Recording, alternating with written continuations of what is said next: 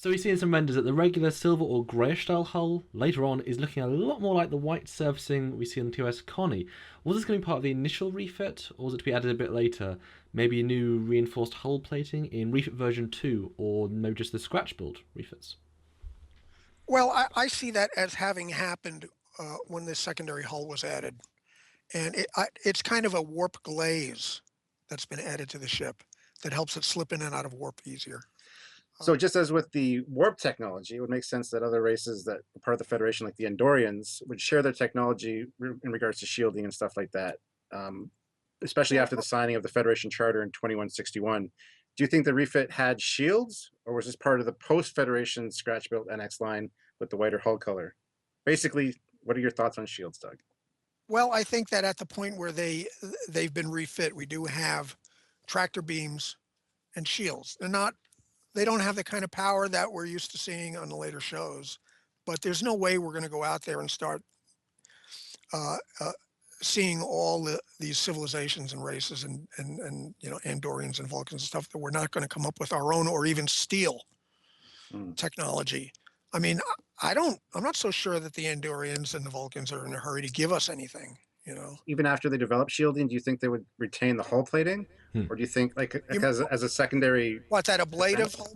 plating In Yeah, that they bring online? They harden the surface with some yeah, electronic yeah. process. I mean, I think it's reasonable that if they have the ability to, harden structures using some electronic system, that they probably would continue to use that unless they got to the point where they felt that shielding was so advanced that it just made it unnecessary. But I think that on the first refits, you certainly would still keep that. You, and then as shields got better and better and construction techniques got better and better. Yeah, and you mentioned that the NX refit secondary hull is basically just one big engineering generator. Do you think Yeah. that was the necessary step to give full fledged shielding? Because the NX-01 had a limited engineering hull. Maybe that extra power, that is what gives us the ability to have actual shields. Oh, absolutely. Absolutely. That is a massive, massive generator. I mean, it really takes the NX and puts it almost toe to toe with some of the other ships that we've seen. I mean, it could stand up against a Vulcan ship pretty good. I don't know that they would win, Hmm. but they sure could give a good account of themselves with all that extra power. You talked before about the post-Zindi conflict moving into the Romulan War, stuff that would obviously beef up their ships in terms of firepower. Do you want to talk about how well armed you think the NX refits are? If they've got phasers close to what we see in later on Trek rather than phase cannons, do you think we've reached the highly advanced blue phasers yet? Well, I mean, there's no doubt that the weaponry is more advanced uh, when they at the point where they do the refit of the ship. How much more powerful? I mean, I could just like pluck a number out of the air, you know. No, I mean they're going to be more powerful. Are they going to call them phasers instead of phase cannons? Are they going to be blue? I mean, why not? Whatever you think is most exciting. There's undoubtedly the ship comes out of dry dock much, much more powerful. We don't have phaser strips and things like that, but what we have seen in some versions of the refit when it's on a war footing is that all of those little hatches that you see all over the ship, you, there are, I think I told you how that operates. There's a drum underneath each one of those and they turn. It's like the cylinders of a gun. We talked about this, right? Mhm. And that as you turn it underneath the hatch, you've got something else underneath it. You could turn it again, and now you've got a probe. You could turn it again, and then you've got a phase cannon. When the ship is on a war footing, the phasers or phase cannons or whatever, those emplacements stay out. They're on the top of the hull all the time. At the point where they're just explorers again, we go back to the way we saw it. We think it's still likely that it's phase cannons at this point, given it's only a few years since phase cannons were invented.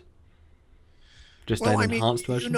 there's a point somewhere if we stick to cannon where they're using lasers, in the cage. Those were lasers, the laser cannon. And I mean, at some point, did phase cannons uh, turn, did they come up with a form of laser that was more powerful than their phase cannons and that they went and removed them all and put lasers in? And then later on, phase cannon became phaser technology, where you had the best of both worlds. And then that was something that came later on. I Somewhere along the line during the Constitution class, they went to phasers very early. I mean, before Corbomite, a new type of phase cannon technology came along that they call phasers, and it outstripped these super lasers that someone came up with. Maybe, maybe it was during the Romulan War that they found out that the phase cannon technology, someone, another group, another lab somewhere came up with something that was closer to a laser was more powerful over a longer distance. I don't know, but we do know that somewhere along the line, the ships went to lasers. And one last thing about weapons. Compare it to the other ships we see in Enterprise. Take the NX Refit at its height of its tactical ability. Can it take out the Cleon D5? Is it a match with? Can it take out a Romulan ship, an Andorian? Is it now the king of the Starfield, as it were? I'd say that they can go toe to toe with anybody that they've run into so far. I mean, that was the whole idea of the refit. With the NX class ship being Earth's flagship vessel at launch, and yet the first of the class to be decommissioned after 10 years, what are your thoughts on the lifespan of the NX refit? Either the fully refitted NX-0203 and such, but also the scratch-built NX refits. We know the USS Enterprise 1701 was around 20 years old when she was refitted. I don't believe that either. 40 years old when Starfleet ordered her decommission. All right, I like that better. How long did you imagine that this class would remain in service, and just how many alterations do you think Starfleet would have made before deciding to replace the old girl? Well, I mean, in my head, in my world, and knowing what I know about, military hardware like ships and things, I saw the ship being around at least 40 years and maybe longer. Like did they ever think that they'd be using the B-52s in the year 2015? No, I don't think so. So I'd say at least 40 years, if the ships don't all get destroyed before that. Yeah, maybe they all got destroyed in the Romulan War, so we need to build new ones. Yeah. We saw in the series finale of Enterprise that a more familiar TOS style LCARS interface has been brought in, but the interiors remain largely the same for the NX-01, and we've seen previously the NX-02 Columbia. What are your thoughts on how the NX refit process would change the interiors, and how many redesigns would be there for the scratch build refits? I would say probably the NX interiors would probably not really get that much of an upgrade.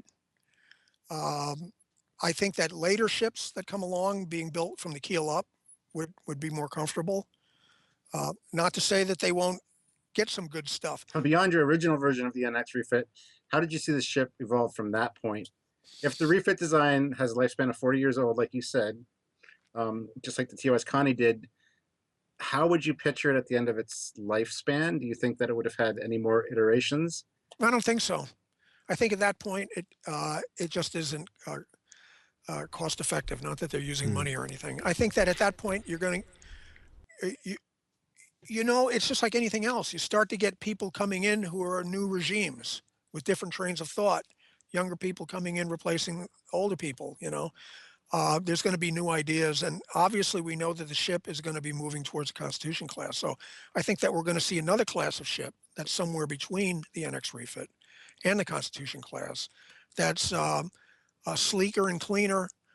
I mean, if you look at the NX and you look at the Constitution class is much more futuristic and advanced looking. Mm-hmm.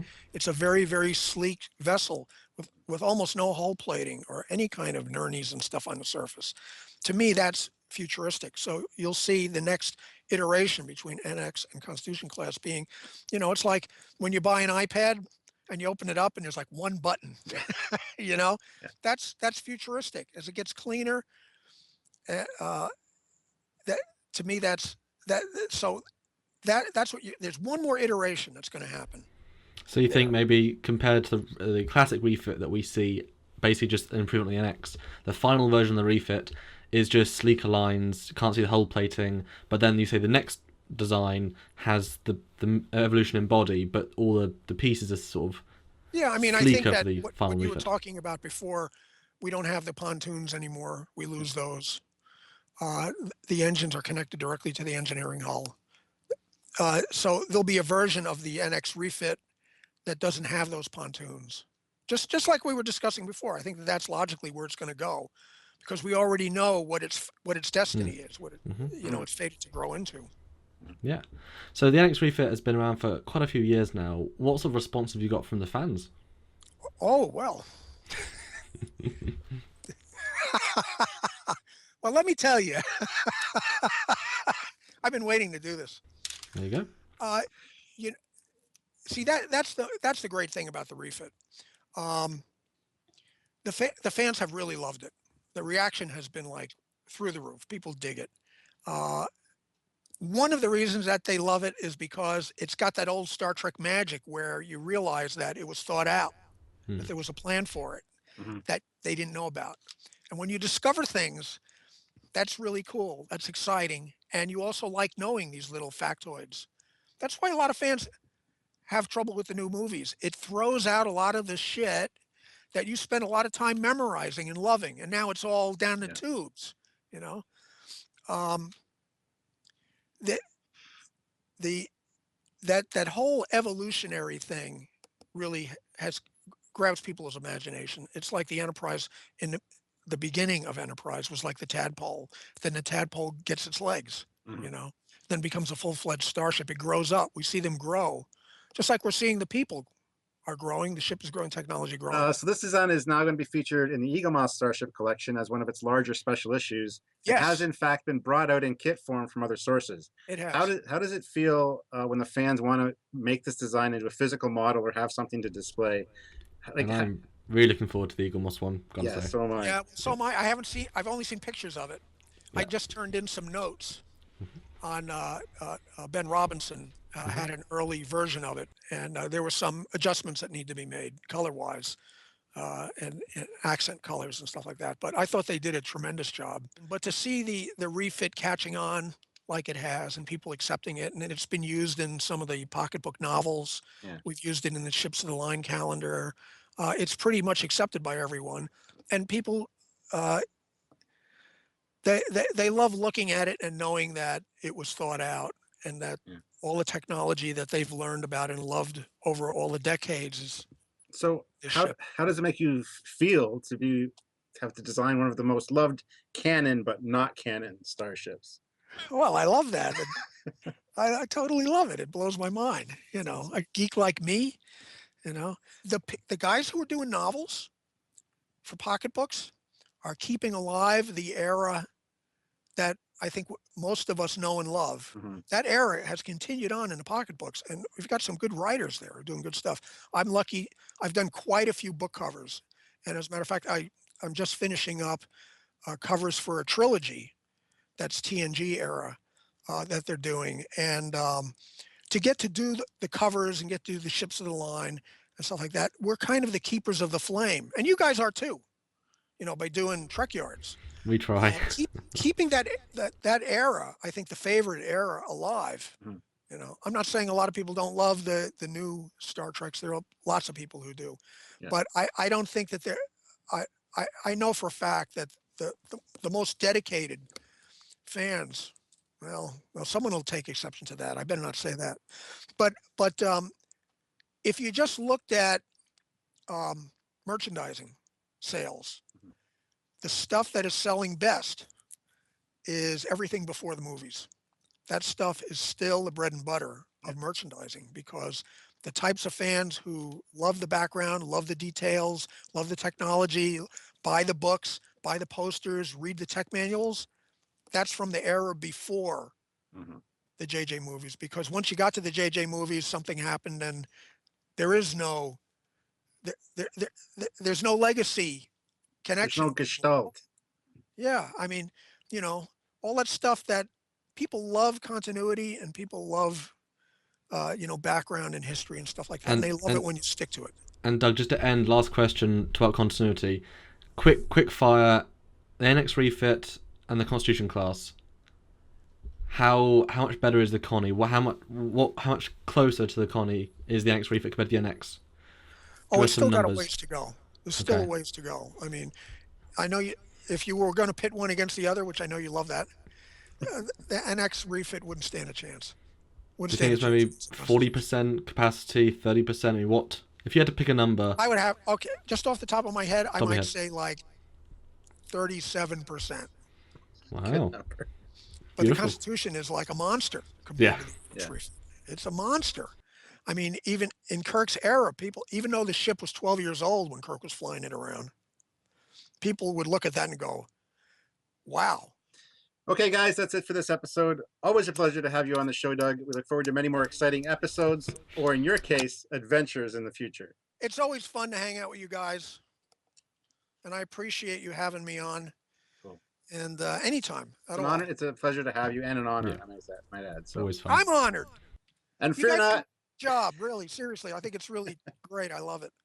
Awesome. You know, it keeps it alive. Have no doubt that you guys are very important to keeping that era of Star Trek alive. Well, we hope so. Yeah. I mean, after the original series died, it was up to the fans to keep Star Trek alive, period. And this is basically the same. And I'm doing new renders of all these famous ships. So that's Awesome. brand new footage. And fear not, we have an episode discussing all the little facts and details about the original NX with Doug as well in the future, as that ship is actually the most planned and thought out of all the Enterprises seen on screen. So please like this video and subscribe to our channel so that you don't miss any of the new episodes.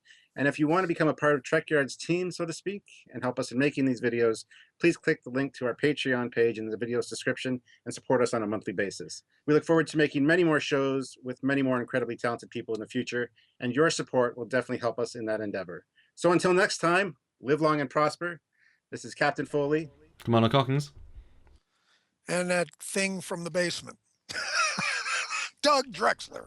Signing off until next time. Bye, everybody.